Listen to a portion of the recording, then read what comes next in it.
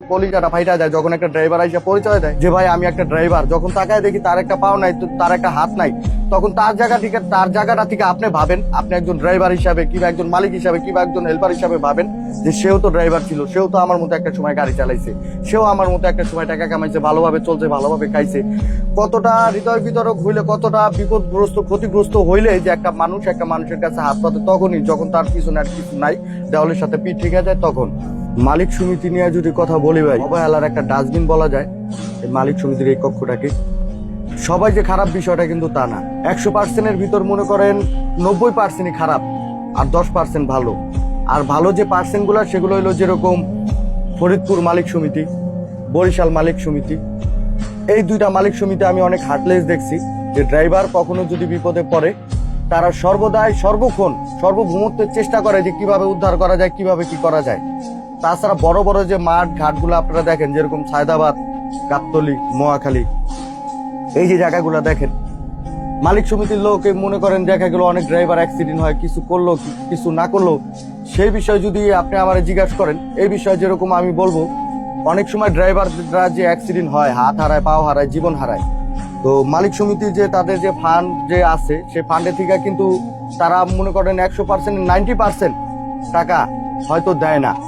আর যদি দিত তাহলে হয়তো কোনো ড্রাইভার অ্যাক্সিডেন্ট হওয়ার পরে রাস্তাঘাটে আইসা হাত পাততো না।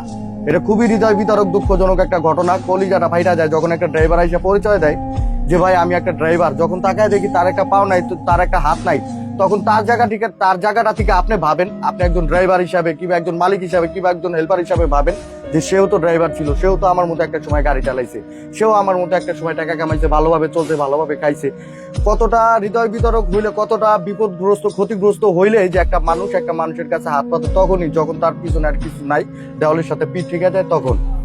আর মালিক সমিতির দৃষ্টি আকর্ষণ করে একটা কথাই কমু, যেটা হইলো যে আপনারা দয়া কইরা কোনো ড্রাইভার যদি অ্যাক্সিডেন্ট হয়, যেরকম আমি সায়দাবাদ মাঠটা নিয়ে যদি কথা বলি, টার্মিনালটা নিয়ে, এই জায়গার ভিতর না হইলেও মনে করেন আপনার 80 থেকে 90টা হোটেল আছে, অগণিত দোকানপাট আছে।